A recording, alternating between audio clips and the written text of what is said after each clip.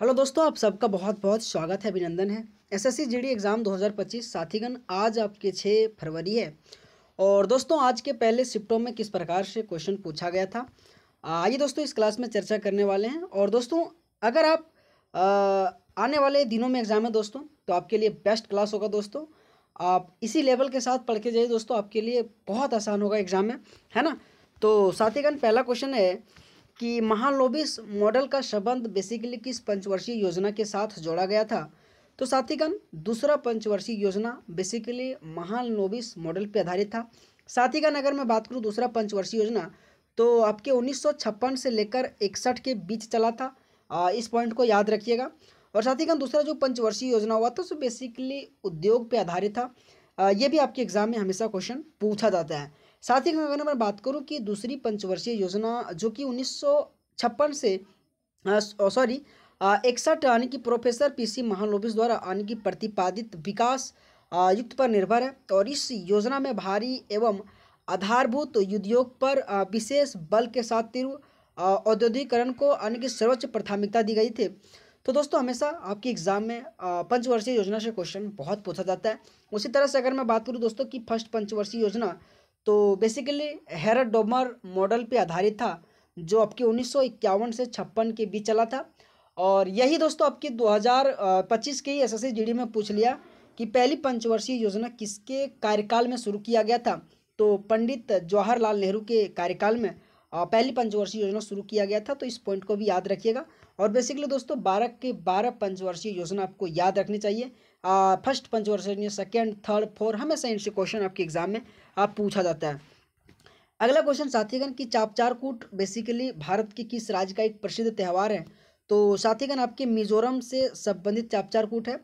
और हमेशा दोस्तों चापचारकूट, और अगर मैं बात करूँ तो मीमकूट, थालफवाकूट, ये सारे के सारे, और एंथोरियम उत्सव, ये भी आपकी बेसिकली मिजोरम राज्य से संबंधित। और कई बार दोस्तों हमेशा आपके एग्जाम में मिजोरम से क्वेश्चन पूछा जाता है, जो आपको याद रखना है।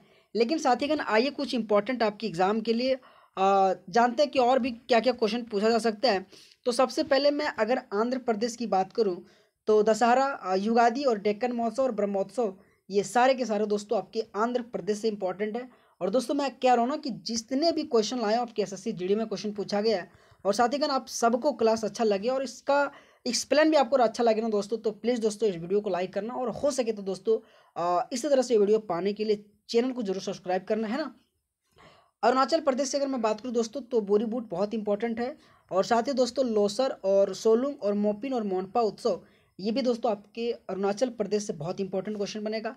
असम से अम्बुबाची, भोगाली बिहू और बैसागु और दहिंग पटकई, ये दोस्तों आपकी बेसिकली असम से संबंधित इंपॉर्टेंट जो कि फेस्टिवल है। साथ ही अगर मैं बिहार की बात करूँ तो छठ पूजा और बिहुला, और दोस्तों ये बहुत इंपॉर्टेंट बिहुला है, हमेशा इंपॉर्टेंट से क्वेश्चन पूछा जाता है। और साथ ही जितिया भी कई बार आपके एग्जाम में पूछा जाता है कि जितिया बेसिकली कहाँ मनाया जाता है, तो बिहार राज्य में मनाया जाता है। अगर साथ ही मैं छत्तीसगढ़ की बात करूँ, तो माघ पूर्णिमा और बस्तर त्यौहार, ये भी आपके एग्जाम के लिए बहुत इंपॉर्टेंट है, छत्तीसगढ़ से संबंधित। गोवा से सैंडबर्न फेस्टिवल और आपके मांडो और लादेन, ये जितने भी मैंने आपको दो गोवा से कह रहा हूँ दोस्तों, हमेशा दोस्तों गोवा से भी आपके एसएससी जीडी में खूब भर भर के क्वेश्चन पूछा जाता है। अगर साथी अगर मैं बात करूँ गुजरात से, तो नवरात्रि, जन्माष्टमी, कच्छ उत्सव और उत्तरायण, बेसिकली दोस्तों उत्तरायण, ये आपके एग्जाम में हमेशा क्वेश्चन पूछा जाता है, आपको याद रखना है। और साथ ही पैराग्लाइडिंग महोत्सव और साथ ही पतंग महोत्सव, ये दोनों दोस्तों, ये तीन आपके उत्तरायण, पैराग्लाइडिंग महोत्सव और पतंग उत्सव, ये गुजरात में मनाया जाता है, आपको ध्यान देना है। हिमाचल प्रदेश में दोस्तों गोची महोत्सव बहुत इंपॉर्टेंट है। और आपके रगधुमनी, ये भी बहुत इंपॉर्टेंट है आपके हिमाचल प्रदेश से। तो दोस्तों आपको इसी तरीके से याद रखना, आपके एग्जाम में हमेशा क्वेश्चन इनसे पूछा जाता है। अगला साथीगण क्वेश्चन है कि रंगराजन जो समिति है ना, बेसिकली उससे संबंधित है कि गरीबी का जो अनुमान बेसिकली लगाने का काम आपके रंगराजन समिति से ही संबंध है। अगर मैं बात करूँ दोस्तों, रंगराजन समिति 2012 में इसका गठन किया गया था। और हमेशा ये भारत सरकार द्वारा आकलन करने के लिए, उसी के स्तर को आकलन करने के लिए 2012 में इस समिति का गठन किया गया था। हमेशा दोस्तों आपके समिति और उनसे संबंधित क्या है, हमेशा आपके एग्जाम में एसएससी जीडी में क्वेश्चन पूछा जाता है, आपको ध्यान देना है। अगर साथ ही मैं बात करूं कि समिति की अध्यक्षता भारतीय रिजर्व बैंक के पूर्व गवर्नर सी रंगराजन ने ये किया था, इस पॉइंट को भी आपको याद रखना है। साथ ही अगला क्वेश्चन है कि संविधान का अनुच्छेद 12 से 35 किससे संबंधित है। तो मूल अधिकार से, और हमेशा आपके एग्जाम में 12 से 35 भाग थर्ड ये में क्वेश्चन पूछा जाता है, आपको याद रखना है। बेसिकली दोस्तों आपके जो मूल अधिकार है ना, अमेरिका की संविधान से लाया गया था, हमेशा इनसे क्वेश्चन पूछा जाता है। अगर मैं बात करूं कि मौलिक अधिकार को संयुक्त राज्य अमेरिका के संविधान से लिया गया था। मूल अधिकार में 7 मौलिक अधिकार थे, लेकिन 44वां संविधान संशोधन द्वारा संपत्ति के अधिकार को हटाकर, जो कि 19 आपके 6 और आपके आर्टिकल 31, इन दोनों को हटाकर आर्टिकल 300 का में रखा गया। ये भी आपके एग्जाम में हमेशा क्वेश्चन पूछा जाता है कि आर्टिकल 31 को और आर्टिकल आपके 19(6) को हटाकर कहाँ पे डाला गया, तो आपके आर्टिकल 300 क में रखा गया। ये बहुत इंपॉर्टेंट है, हमेशा इनसे क्वेश्चन पूछा जाता है। और साथ ही अगर आपकी मैं बात करूँ तो आर्टिकल 32 आपके डॉक्टर भीमराव अंबेडकर ने इसको अपना आत्मा कहा जाता था। तो ये भी पॉइंट याद रखिएगा, हमेशा आपके संविधान के अनुच्छेद और उनसे संबंधित क्वेश्चन पूछा जाता है, आपको याद रखना चाहिए।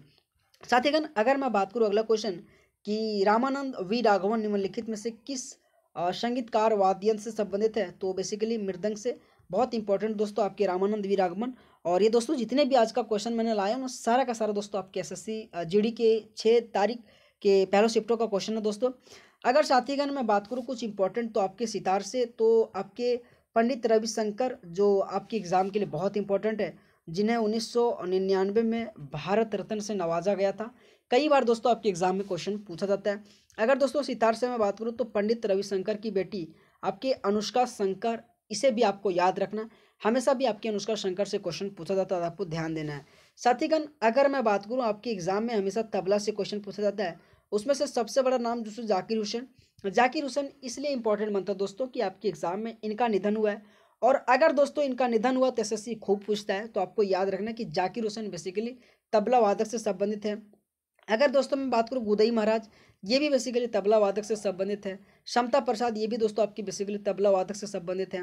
साथ ही अगर मैं बात करूँ कि बिस्मिल्लाह खां आपके ये शहनाई वादक से, और बिस्मिल्लाह खां को दोस्तों भारत रत्न से सम्मानित 2001 में किया गया था, इस पॉइंट को याद रखिएगा।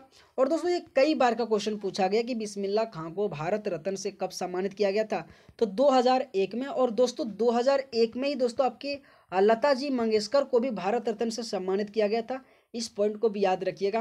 और साथ ही दोस्तों 1998 का भी एक लास्ट में लपेट के चलिए दोस्तों कि एमएस सुब्बुलक्ष्मी को भारत रत्न से सम्मानित किया गया था।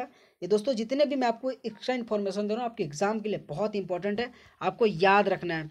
साथ ही अगला क्वेश्चन है कि जो मौसमी संबंधित घटनाएं हैं ना, कौन से मंडल से होता है, दोस्तों बहुत इंपॉर्टेंट है। क्षोभ मंडल आ जाएगा इस क्वेश्चन की, मौसमी घटनाएं के बारे में हमें कौन सा मंडल में जानकारी प्राप्त, तो बेसिकली क्षोभ मंडल आ जाएगा। अगर साथ ही मैं बात करूं कि वायुमंडल की संरचना, तो वायुमंडल को 5 आने की परतों पर बांटा गया, पृथ्वी के धरातल से अंतरिक्ष की, और इन परतों को क्रम निम्नलिखित में से, जैसे ध्रुव मंडल, समताप मंडल और मध्य मंडल और ताप मंडल और वायुमंडल, हमेशा इनसे आपके एग्जाम में एग्जाम्पल सहित क्वेश्चन पूछा जाता है। अगर साथी मैं बात करूँ कि ध्रुव मंडल बेसिकली वायुमंडल की सबसे महत्वपूर्ण और सबसे निचली परत है। इनकी ऊंचाई 13 किलोमीटर है, और हमारे सांसें लेने योग्य वायु इसी मंडल में मौजूद होती है। और मौसम की लगभग सभी घटनाएं जैसे वर्षा, कोहरा और ओलावृष्टि, इन सभी घटनाओं के बारे में हमें क्षोभ मंडल में ही जानकारी मिलता है, आपको याद रखना है। साथ ही अगर मैं बात करूँ कि समताप मंडल यह क्षोभ मंडल के ऊपरी स्थित होता है, यह 50 किलोमीटर की ऊंचाई तक फैला होता है। यह परत बादलों और मौसमी संबंधित घटनाओं से लगभग मुक्त होती है।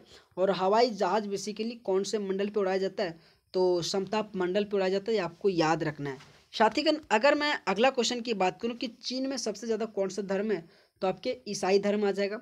और इसी से साथ दोस्तों आपके एग्जाम में बौद्ध धर्म और जैन धर्म हमेशा क्वेश्चन पूछा जाता है, आपको ध्यान देना है। एसएससी ट्रेंडिंग है दोस्तों बौद्ध धर्म।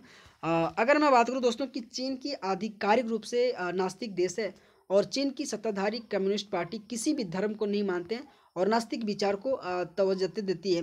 तो दोस्तों आप सबको क्लास कैसा लगा, और साथीगण आप सबको अगर क्लास अच्छा लगा हो तो प्लीज़ दोस्तों लाइक करना, और इसी तरह से अगर वीडियो आपको एनालिसिस चाहिए दोस्तों तो चैनल को भी जरूर सब्सक्राइब करना। तो बहुत बहुत धन्यवाद दोस्तों आप सबका, थैंक यू सो मच, है ना।